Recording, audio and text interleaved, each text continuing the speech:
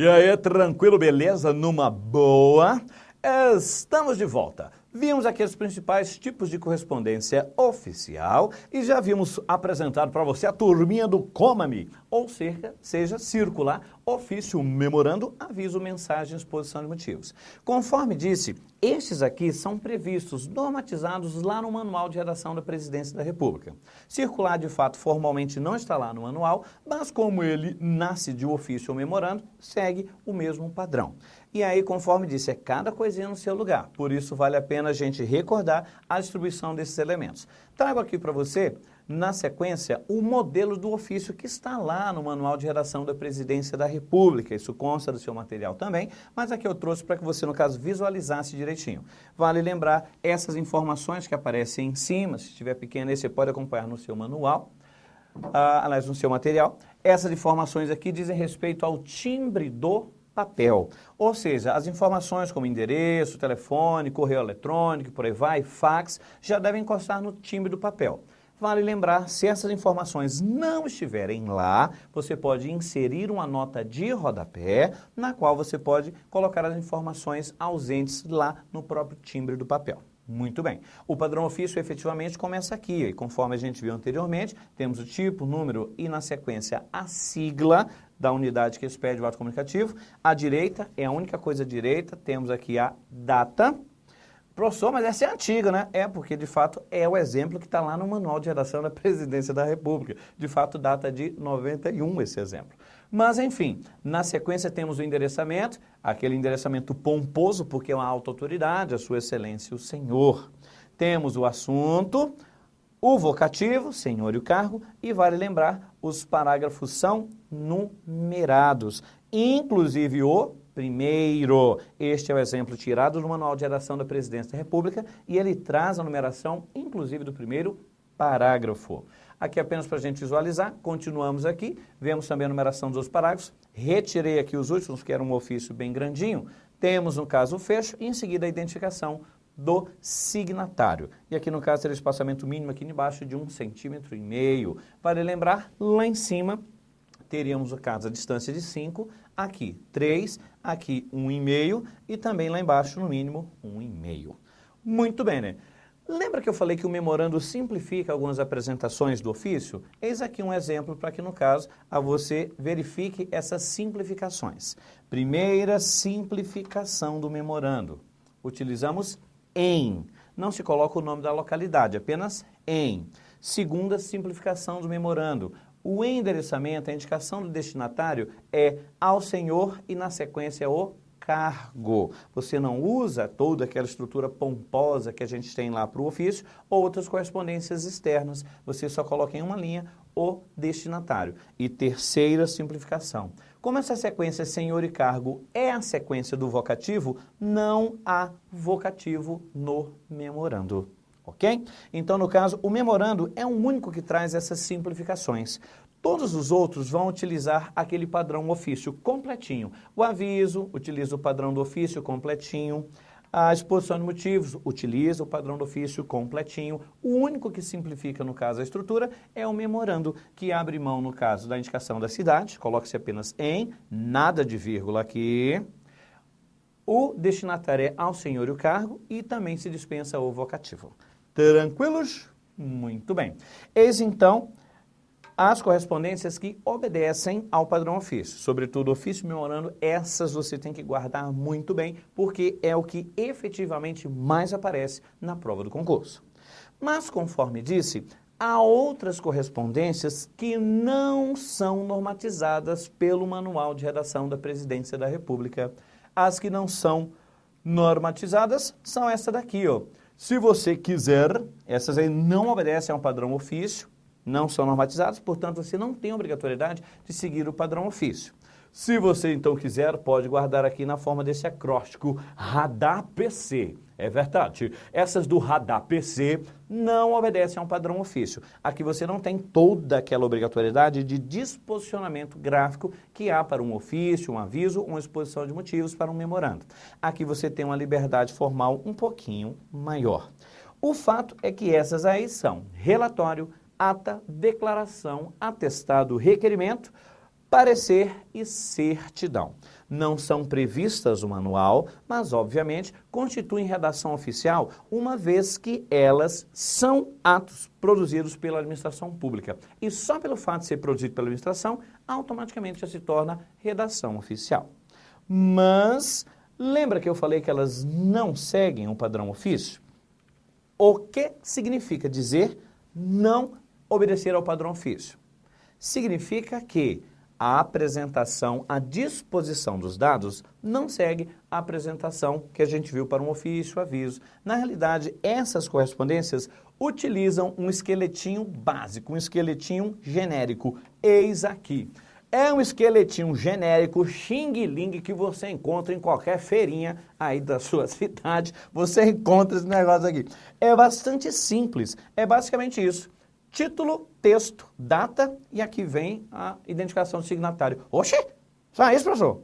Basicamente, dependendo do que você está fazendo, às vezes pode acontecer de você colocar aqui um resuminho chamado ementa. Vamos ver que a ata é um tijolo, a ata só tem um único parágrafo, mas basicamente é essa estrutura que nós utilizamos. Título, texto, data e a assinatura, a identificação do signatário lá embaixo.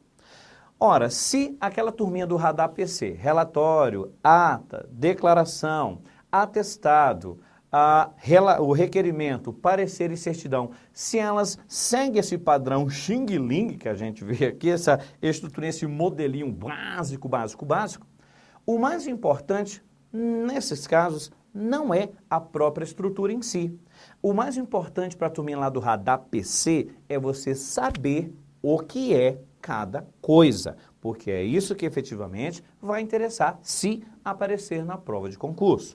Por isso, voltemos e procuremos verificar o que é cada uma daquelas redações então. Vamos avançar aí. Começamos com o relatório. O que é um relatório? Tecnicamente, uma exposição circunstanciada. Cordiais, professor, o que é isso? Régua. Calma, deixa eu te falar. O nome relatório já te diz do que se trata. Olha aí, o relatório é um relato. Você vai relatar algo que aconteceu, você vai contar o que aconteceu, apresentar informações. O relatório nada mais é do que um relato. Você vai apresentar informações, apresentar dados. Tecnicamente, você chama de exposição circunstanciada, porque verdadeiramente trata-se de uma exposição. Você vai expor, você vai apresentar dados, vai apresentar informações, você vai relatar algo que aconteceu, relatar cálculos que foram feitos e por aí vai, dados que foram obtidos. É uma exposição, portanto. E por que é circunstanciada? Porque existem circunstâncias específicas que nos fazem elaborar um relatório. Ninguém em sã consciência amanhece e num belo dia, ai, que sol maravilhoso, que céu tão azul, vou fazer um lindo relatório. Ninguém faz isso. Você só faz relatório porque você é obrigado. Quer ver uma circunstância que nos obriga a fazer relatório? Início de ano. Todo início de ano, vamos lá fazer um relatório das atividades do ano anterior. Eita, não tem jeito. Todo início de ano você tem que relatar para o superior hierárquico, você tem que relatar, você tem que expor, apresentar os dados acerca dos trabalhos realizados no ano anterior. Dizer, no caso ali, se foram processos que passaram lá, quantos processos foram, ou então, no caso, a temática que foi abordada, se surgiu alguma situação nova que demandou análises mais profundas, se apareceu alguma novidade de entendimento, ou seja, você vai dizer o que você fez ali. Se você, no caso, movimentou valores, você vai dizer quanto foi movimentado, para onde foi. Ou seja, o relatório, ele é sempre, no caso, associado a uma circunstância específica. Essa circunstância nos obriga a fazer o relatório. Outra situação que pode nos levar a fazer um relatório, quando ocorre algum problema. Ou então, quando alguém requer alguma coisa, olha, que eu acho que eu tenho esse direito. E aí, naturalmente, o que acontece? Às vezes você tende, no caso, ver a situação da pessoa e relatar o que aconteceu, ou então se houve um problema e a autoridade superior quer saber o que aconteceu, por que que houve aquele problema, você vai ter que analisar ponto a ponto e descrever, apresentar, no caso, o que aconteceu. Digamos, por exemplo, olha a situação, digamos, por exemplo, que uma determinada Secretaria de Saúde, está lá o secretário de Saúde, recebeu um comunicado, pessoal lá da ouvidoria, dizendo que faltou determinada medicação para o tratamento dos soropositivos em determinada unidade hospitalar. Estava lá, o medicamento era gratuito, deveria estar à disposição naquela unidade hospitalar, mas chegou à ouvidoria uma reclamação de que o remédio, a medicação, não estava lá. Secretário de Saúde recebe, no caso, aquela reclamação lá que foi passada pela ouvidoria e pensa, mas não é possível. Não é possível. Mas, Pereira, ô Pereira, veja, eu estou vendo aqui, Pereira, eles estão dizendo aqui que não há medicação. Eu lembro que nós fizemos a licitação, Pereira, gastamos milhões, Pereira, milhões, e agora está dizendo que não há medicação? Eu quero descobrir, eu quero saber o que aconteceu de errado. Severino! Eita, meu amigo, lá vem o Severino. Pois não, autoridade. Tranquilo aí, Pereira, eu tô com teus podrutos aí, velho, tranquilo? Beleza? Pois não, autoridade, o que foi? Veja bem, Severino, nós temos aqui uma reclamação que veio dizendo que faltou a medicação, verifica aí, faltou a medicação lá na unidade hospitalar. Severino, eu quero que você descubra o que aconteceu, porque eu lembro que nós fizemos aí, compramos muito, licitação, compramos muito isso aí. Né? Verifique, Severino, o que aconteceu e me traga um relatório. Eita, meu amigo, lá vai o Severino, o povo de Deus no deserto andava. Meu amigo, vai ser uma via crucis. O Severino vai ter que descobrir o que aconteceu.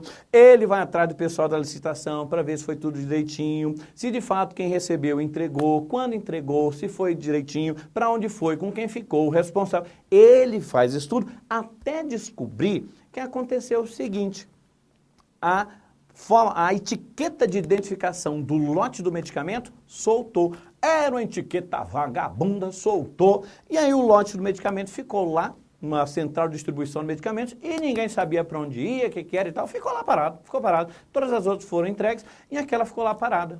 Simplesmente ignoraram, deixaram lá. E aquela história, né? Passa o tempo, choveu, ficou úmido ali, entrou formiga, o ratinho roeu, pronto, contaminou. E alguém falou, gente, o que é isso aqui? Está contaminado. Ah, não sei para onde vai não? Então, vamos tocar fogo. Tocaram fogo. Severino descobriu que aconteceu isso. Caiu a etiqueta, o povo não sabia para onde ia, ficou lá, estragou, então tocaram fogo. O Severino vai ter de colocar isso tudo no relatório dele. Ele vai ter de começar com a introdução, dizendo que aquele relatório é feito a pedido da autoridade tal, tendo em vista tal denúncia, blá, blá, blá, ou tal reclamação, tal manifestação na ouvidoria. Ele começa dizendo por que ele está fazendo o relatório. Depois vai dizer ponto a ponto, os dados que foram levantados, aonde ele foi e tudo mais, até que no final das contas ele diz que o problema foi este. A identificação era ruim, a etiqueta era de má qualidade, caiu e aí simplesmente ficou lá parado e estragou. Você acha que após o nosso querido amigo Severino fazer 6, 7, 8, 9, 10 laudas, o secretário de saúde vai querer ler isso tudo? Nem tempo ele vai ter. O que acontece então? Para essas situações, lembram lá do nosso padrãozinho genérico? Para essas situações, quando você tem um documento muito longo, como é o caso, por exemplo, de um relatório, um parecer, por exemplo, que às vezes também é longo, às vezes até mesmo em ata, você pode inserir aqui um parágrafo recuado chamado ementa. O que é ementa? É um resumo daquilo que será, no caso, abordado no texto.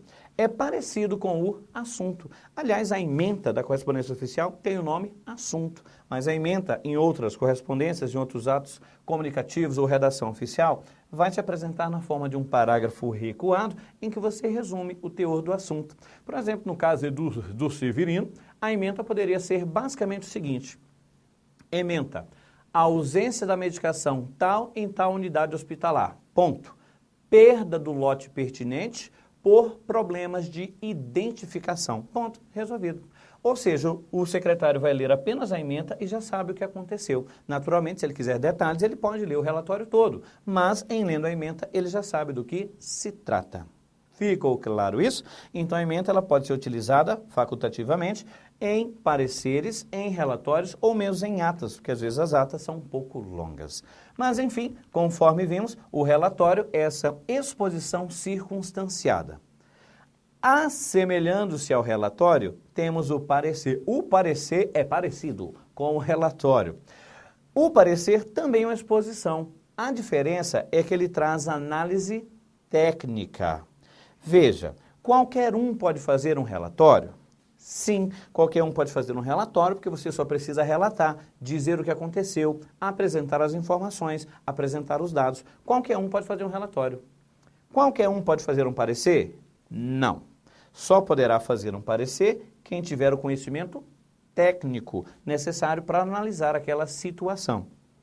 Muitas vezes, quando você faz a prova do concurso, às vezes a sua dissertação é um estudo de caso, não é? Pois é, um estudo de caso nada mais é do que, de certa forma, um parecer. É submetido uma questão para que você já se coloque no papel de servidor público analisando aquilo lá. Você deve mostrar o seu conhecimento técnico acerca daquela situação. Por isso que você, no caso, cita os dispositivos de lei e por aí vai. Pois é, não estou dizendo que a sua redação será um parecer na prova. Estou dizendo que é muito comum que as provas apresentem estudos de caso nos quais você precisa mostrar esse conhecimento técnico. Ou seja, o parecer, ele supõe que você tenha esse conhecimento técnico. Portanto, não é qualquer um que pode fazer um parecer. Outra diferença. O relatório, ele não exige que você aponte soluções. O relatório serve para relatar, serve para você apresentar os dados. Se, porventura, você considerar que é cabível alguma sugestão, no caso lá da etiqueta, no caso você pode sugerir que na próxima vez o edital preveja que a forma de identificação seja assim assado para evitar problemas dessa natureza. Você pode sugerir, mas você não é obrigado. No parecer, não. O parecer, ele é uma análise feita normalmente para ser utilizada como subsídio para a decisão de um superior hierárquico. Às vezes chega um pedido para o superior hierárquico e aí no caso ele fica na dúvida. Por exemplo, digamos que seja apresentado um requerimento ao secretário de Recursos Humanos ou diretor do serviço pessoal, alguma coisa assim, e a pessoa passou 3 anos em licença médica e ela voltou hoje e hoje mesmo ela pediu férias. Olha a situação, 3 anos em licença médica. Voltou hoje dizendo, olha, nesses 3 anos eu não tirei férias, porque eu estava em licença para tratamento da minha própria saúde, então eu acho que eu tenho direito a essas férias, eu quero minhas férias agora, vou emendar. E aí, pode ou não pode? A autoridade, o diretor pessoal, o secretário de Recursos Humanos, pode, no caso, encaminhar esse requerimento para que alguém da área técnica que lide com o direito administrativo, com essa parte que lida com os direitos do servidor público, a pessoa emita um parecer, uma análise técnica, apontando uma solução favorável, uma solução desfavorável àquele pedido ou parcialmente favorável. Com esses subsídios de ordem técnica, o superior hierárquico terá condições, então, de dizer se é possível ou não fazer o deferimento daquele pedido. Ou seja, aqui você precisa ter o conhecimento técnico e você é obrigado a apontar alguma solução. Relatório não, é basicamente apresentar o que aconteceu. Ficou clara a diferença entre relatório e parecer? Muito bem. Qualquer um pode fazer relatório. Aqui só quem tem conhecimento técnico. No relatório não sou obrigado a dar soluções. No parecer eu tenho de apontar soluções. Beleza? Muito bem. Na sequência, nossa querida amiga ata. O que é uma ata? A ata é a narração de uma reunião ou assembleia. A ata serve para, de forma resumida, dizer o que foi discutido, dizer, no caso, o que foi decidido, eventuais problemas, se houve adiamento, por aí vai. Você vai descrever os fatos e decisões de uma reunião. Fala a verdade, meu amigo, viver com uma única pessoa, formando um casal, já é difícil. Imagine decidir alguma coisa com um monte de gente. Rapaz, ser humano é complicado. É para isso que serve a ata. A ata serve para registrar o que houve naquela reunião e a decisão que foi tomada. Porque se porventura mais à frente houver algum problema, não há jeito, sempre sairá alguém insatisfeito dessas reuniões quando você junta muita gente. A ata serve justamente para trazer essa estabilidade para a decisão tomada. Consequentemente, é muito comum que a ata seja registrada em cartório, seja de fato oficialmente registrada em cartório, porque se houver algum problema depois, a ata pode ser utilizada como prova em juízo. Em virtude disso, a ata traz algumas coisinhas típicas dela. Vamos aqui ver aqui, desenhar uma ata. Lembre-se, a ata também vai se basear naquele esqueletinho básico que a gente viu. Você começa colocando aqui o título, ata da reunião do condomínio, do edifício, tal, tal. Você coloca lá. A ata começa com um recuo paragrafal. Apenas um. Você não abre parágrafos em ata. Há quem não abra nem sequer este primeiro aqui. A ata começa com o contexto. Você começa dizendo por quando aquela reunião aconteceu, que horas que começou, onde aconteceu, as pessoas que estavam lá. Você começa contextualizando. Essa introdução é você dizer quando foi, quem estava lá, ok? E normalmente você começa colocando por extenso. Aos 10 dias do mês, tal, tal, tal, blá, blá, blá, blá, em tal lugar, a partir de tal horas, reunidos, tal, tal, os componentes do condomínio, tal, tal, tal. Pronto, para discutir assuntos de interesse. Beleza? E aí, em seguida, você já entra no desenvolvimento, dizendo, foi discutido assim, assado e tal, tal, tal, decidiu tal coisa, por maioria, tantos votaram a favor, tantos contra. Você vai descrevendo de forma sintética aquilo que aconteceu, as decisões que foram tomadas. Se porventura for ata manuscrita, hoje em dia é difícil, mas se for manuscrita, caramba, errei, e agora? Posso rasurar? De jeito nenhum. De jeito nenhum. Rasura em ata, não pode, não pode, não pode. Não pode. Você não pode rasurar a ata. Lembra, isso aqui pode ser prova em juízo. Então, ata nunca admite rasura. Errou? Então coloque na sequência. Digo, se for manuscrita, né? Lógico, se for no computador, você vai corrigir na hora, óbvio. Mas se você errou lá, coloque digo e depois da forma correta. Professor, eu só percebi que eu tinha errado ao final, quando eu estava lendo a ata para a assembleia. Então, nesse caso, você coloca aqui, em tempo, onde se lê tal coisa, lê-se tal coisa. Mas você não pode rasurar. Terminou aqui, sobrou espaço, invalide. Para quê? Para evitar adulteração. A ata pode ser utilizada como prova em juízo, lembra? E, por fim, lá embaixo, a assinatura. Apesar de não haver total obrigatoriedade, há quem insira data também aqui ao final. Não há obrigatoriedade, mas há quem insira. É possível, é admissível. Isso quer dizer que você já começa a ata colocando a data por extenso ou registrando o dia em que aconteceu a reunião. No caso, a data que vem aqui embaixo costuma ser a mesma data da reunião.